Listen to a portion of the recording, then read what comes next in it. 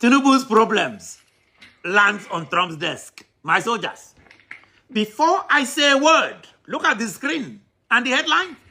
If Bola Tinubu thought, I'm sure he's sitting there thinking that his trouble in Washington, D.C. has ended. If he thought that it ended with the U.S. Congress voting, was it last week, to wipe out 100% of foreign aid to Nigeria, he was dead wrong, and they gave a reason for this. If he thought that the Christmas missile bombing of Sokoto Caliphate on Christmas Day and the reported fleeing, running away of the Sultan from his own seat of power was the end of U.S. intervention to stop Tinubu's deceptive game on Islamic terrorists and on Christian genocide in Nigeria, he's deceiving himself. A political nuclear explosion just went off in the halls of the U.S. Capitol and the White House recently. Political. Today's report say that former Vice President Atiku Abubakar, through his US-based lobbying firm, has officially handed over certified 60 pages U.S. Department of Justice court records regarding President Bola Tinubu's narcotics forfeiture case directly to President Donald J. Trump's administration and senior members of the U.S. Congress. Boom! Just yesterday, court forfeiture records where $460,000 linked to narcotics trafficking was forfeited in a Chicago federal court and now sitting on the desk of the most powerful leaders in the Western world. No more wasting of time, my soldiers. This is now real. There is a quote from Vanguard, the reputable newspaper. Quote, the documents circulated by the firm include a background chronology titled Background and Chronology of the 1993 U.S. Department of Justice heroin proceeds forfeiture case and the 2023 FOIA litigation concerning alleged heroin trafficking from Nigeria to the United States involving Bola Ahmed Tinubu, the current president of the Federal Republic of Nigeria. Unquote, unquote, that's the exact quote. This is just yesterday. This new development, in my view, smells bad. This could portend new wahala for Tinubu keeping his job by him remaining as president.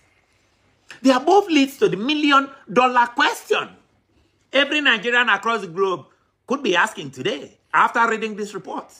Will President Donald Trump formally demand that Bola Tinubu of Nigeria step down the way he demanded Maduro step down? The way years ago Noriega was asked to step down from Panama? Because let's be honest with ourselves on this channel. In my considered opinion, Bola Tinubu is arguably presiding over the most corrupt, non-transparent, and illegitimate, in my opinion, illegitimate administration in modern-day Nigerian history. I and many Nigerian Americans and Nigerians question the legitimacy of his regime. Smash that subscribe button and hit the like button right now. Today, we are asking the tough questions. Questions that the compromised local media in Abuja and Lagos are too terrified to print. They are afraid of the DSS. Issue 1, the $9 million lobbying failure. My soldiers, remember what I told you on this same show. Tinubu's government, I broke that news. Tinubu's government secretly approved a massive $9 million of Nigerian taxpayer money to hire high-priced Washington lobbies. I remember I was in Washington, D.C. when Ribadu came to give that money. According to my analysis, they thought they could buy off the United States. They think Nigeria, United States like Nigeria, Abuja, where you buy everybody. Goes to like you buy everybody. They are lobbies, literally.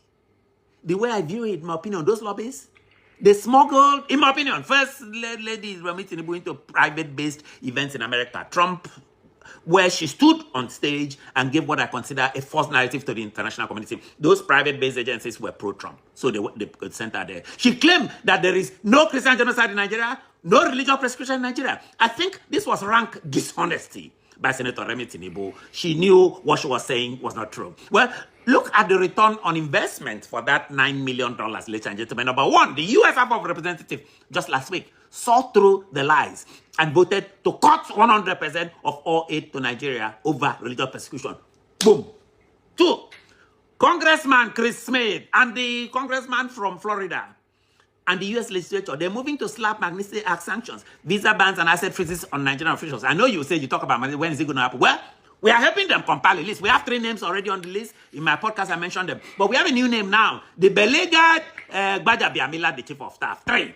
And now, Atiku's foreign representatives have bypassed Tinubu's $9 million PR shield and delivered this actual federal court record straight to Trump's inner circle. It's no more in social media, no more in newspapers. This is what I believe. Tinubu's money has failed. Has failed. You cannot, in my view, bribe the global community forever when the very foundation of your government is built allegedly on money laundering, questionable credentials, and systemic corruptions.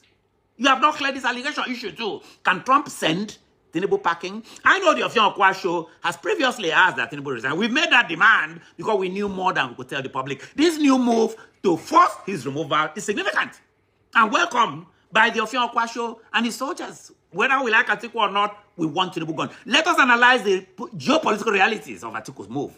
Why did Atiku, firm, submit this for future funds to Trump now, July 2026? Think about this. Because the Trump administration has historically taken an aggressive approach when it comes to non-compliant foreign regimes that they view as high risk or corrupt. Nigeria is viewed as high risk and corrupt. I'm sorry. When the U.S. Congress just last week frames Nigeria just last week as a jurisdiction plagued by anti-Christian violence and systemic financial opacity, and then you couple that with the official Department of Justice records just a couple of days ago showing a sitting president of the country forfeited nearly $500,000 tied to the Department of Justice's 1993 civil forfeiture action arose from an investigation into a suspected drug trafficking organization operating between Nigeria and the United States. At this point, Nigeria stops being treated as a sovereign partner. Oh, we are partner with you. No, they're going to stop stopping. Nigeria gets treated now like a pariah state, a state nobody wants to talk to.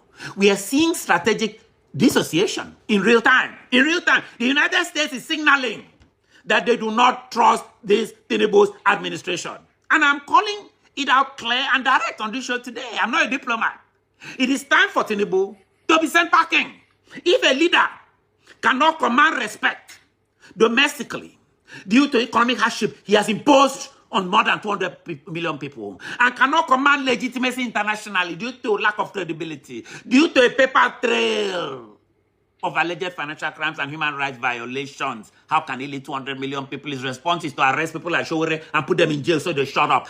He, according to reports, even paid millions of dollars to kidnappers. The Oyo thing there helped rescue just a small number of Nigerians captured by terrorists. While President Tinubu publicly insists, on a zero ransom policy, major foreign investigative reports, including a bombshell investigations by Agence France Presse, alleged that as much as $7 million, not minimum, was paid behind closed doors to secure the release of those abducted school children in Oyo. The government denies paying a single dime. Me pay? No. But the public is asking, who is telling the truth? Who do you believe? Do you believe Bola Tinubu or Agents France Presse or others? If a leader cannot command respect domestically, how can he lead 200 million people? He's not respected in Nigeria today, except by his accomplices. The international pressure is mounting, ladies and gentlemen, and the cracks in the villa are widening by the day. He thinks he can rush the election and get away with this. Election will not help him. Let me close here. No more cover-up. My soldiers, this narrative is completely out of Tinubu's control. The domestic scandals are adding up, from cabinet members down to foreign policy embarrassments, are colliding with international accountability. They tried to buy Washington with Tinubu's $9 million, but the truth was delivered to Tinubu's decks for free a couple of days ago. I want to hear from you in the comments, ladies and gentlemen. Section below. Do you think Donald Trump and the U.S. government should officially withdraw all diplomatic recognition from Tinubu's administration as the ambassador to be sent back to Nigeria? And will Atiku's move finally force an international reckoning? Nigerians have been waiting for. Nigerians are powerless. That's why they're begging others to come and help them. Drop your comments below in that. Hit that share button. As I said, hit the button. Send this video across the diaspora. Send it across Nigeria. Smash that button. Yes, it was smash. I said that. Smash it if you haven't already. This is the Ofion Okwa show. We don't just report events. We track where they lead. I remain the singular voice for the voiceless. I am an independent voice, 100% independent, telling fearless truths. I am Ofiom Aqua. Be good to yourselves, be good to each other. Make we go. Oh my, this is one of the yes. Not only to Mr. Effiong. So concerning this Tinubu US criminal case. For my own, I wish Trump will feel us able to step down now. You understand? Me, you step down because that would be much better. You understand? So that's what it be. Well, I know my thought much. Let me share also the thoughts. One of